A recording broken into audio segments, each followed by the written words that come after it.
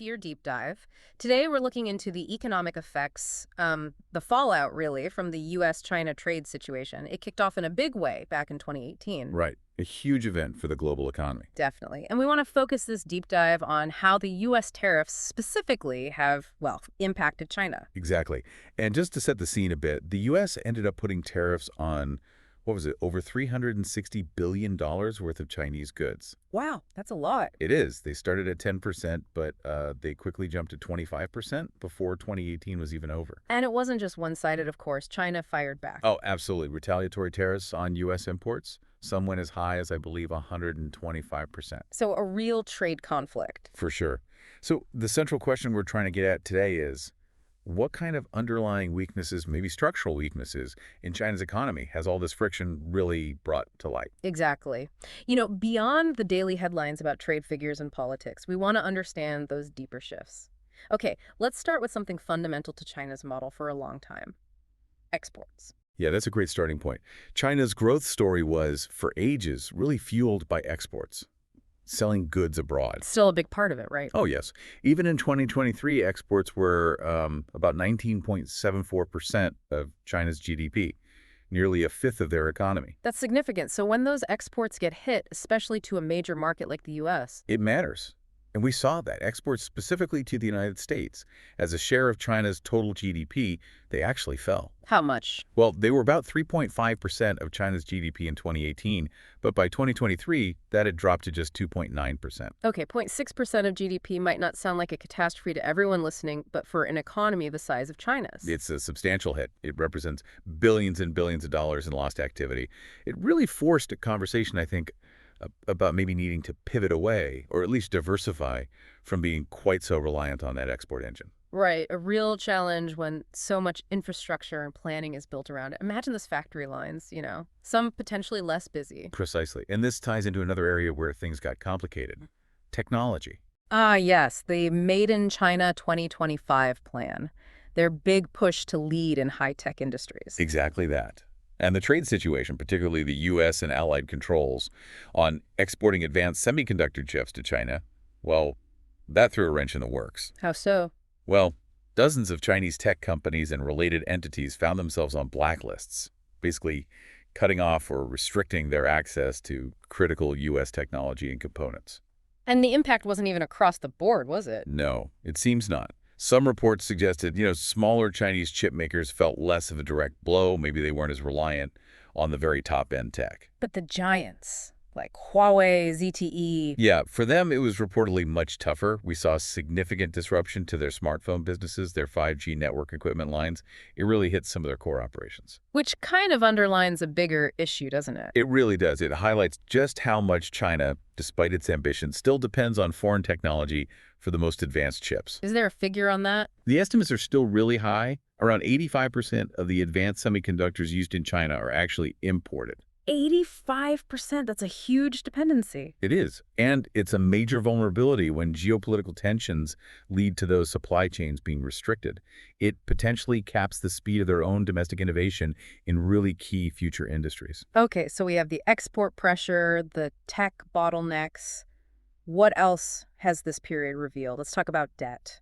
Right. Another significant factor, China's model of, rapid state-directed growth involved a lot of borrowing, especially at the local government level. To fund infrastructure projects and stimulate growth. Exactly. And these special purpose local government bonds, that debt quota reached an enormous RMB 35.5 trillion by the end of 2024. 35.5 trillion RMB. That's hard to even picture. It's a staggering amount, and naturally raises questions about financial stability down the road, how sustainable that level of debt is. And linked to this, there's the whole shadow banking system, isn't there? That less regulated part of finance. Yes, a significant presence, estimated around $3.7 trillion. And it adds another layer of complexity and, frankly, risk. What kind of risks are we talking about? Well, because it's less regulated, it's harder to see exactly what's going on. We've seen signs of strain, like some major trust companies collapsing. So instability there could spill over. That's the concern. There's also a worry that this sector might be propping up struggling firms, companies that maybe should be failing but are kept alive with opaque loans, that could be masking deeper economic issues. Okay, so potential financial fragility beneath the surface. Now, shifting gears a bit, but still looking at long-term pressures, demographics. Ah, yes. The demographic headwinds are becoming undeniable for China. What are the key numbers there? The really stark projection is that over the next decade, something like 300 million Chinese people, currently aged between 50 and 60, are expected to exit the workforce. 300 million people leaving the workforce. In about 10 years, yeah. Yeah. It's a massive demographic shift. And the consequences of a shrinking labor pool seem pretty clear. You'd expect things like, well, rising labor costs. Fewer workers means more competition for them, potentially pushing wages up. Which could eat into China's traditional manufacturing advantage, that low-cost labor base. Precisely. It could weaken its cost competitiveness on the global stage, affecting its role as the world's factory. It's a slow burn issue, but a really fundamental one. So all these pressures, tariffs, tech limits, debt, demographics, they seem to be prompting a reaction in global business, right? Talk Yes. about supply chains. Definitely. We're seeing a real trend of supply chain diversification. Huh. Global companies are becoming much more cautious about having all their eggs in the China basket. Because of the tariffs, the policy uncertainty, Exactly. So they're looking at and actively moving some production to other countries. Places like Vietnam, India, Mexico are benefiting. the China plus one strategy, or maybe even plus two or three. Sort of, yeah. Spreading the risk. And governments are playing a role too. The US, for instance. Absolutely. Look at the TTS Act in the U.S. That's a huge piece of legislation. Remind us what that does. It earmarks around $53 billion specifically to boost semiconductor manufacturing and R&D within the United States. A direct response to that reliance on overseas chip production we talked about. Clearly. An effort to bring some of that critical production home, or at least to friendlier shores. And we also see things like the Quad partnership, US, Japan, India, Australia. Is that part of this diversification trend? I think you can definitely see it in that light. It's about building alternative networks, strengthening ties, and creating more resilient supply chains, implicitly reducing over-reliance on China for critical goods and technologies. Okay, so taking all this together, the export shifts, the tech issues, debt, demographic, supply chain moves. Right. What's the bottom line impact been on trade recently? We saw some headlines about an export surge early this year. Yes, there was a noticeable jump in Chinese exports early in 2025.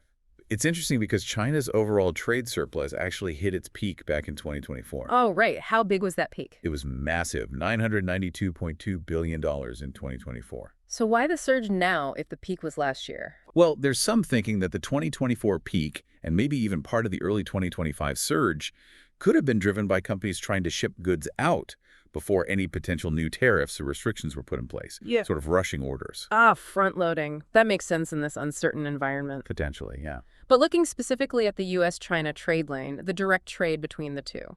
That picture is clearer. The numbers show a definite contraction.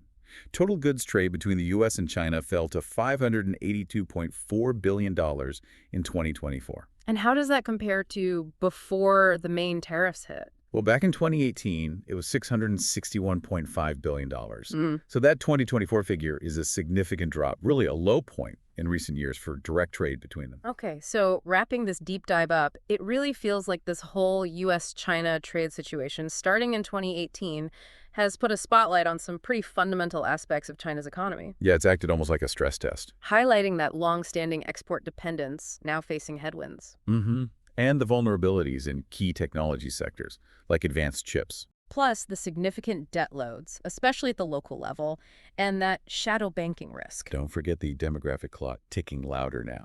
Right, the shrinking workforce challenge. And finally, the very real impact of global companies actively diversifying their supply chains away from China. Exactly. All these underlying pressures have been sort of exposed, or at least amplified, by the trade conflict and the broader strategic competition. So I guess the big question we leave our listeners with, the thought to really mull over after this discussion is, can China navigate this? Can it successfully adapt its economic model to cope with all these different pressures? Or will these weaknesses that have been exposed, will they have deeper, more lasting consequences for China's growth trajectory and its position in the world economy? A really crucial question for the coming years, something definitely worth keeping a close eye on.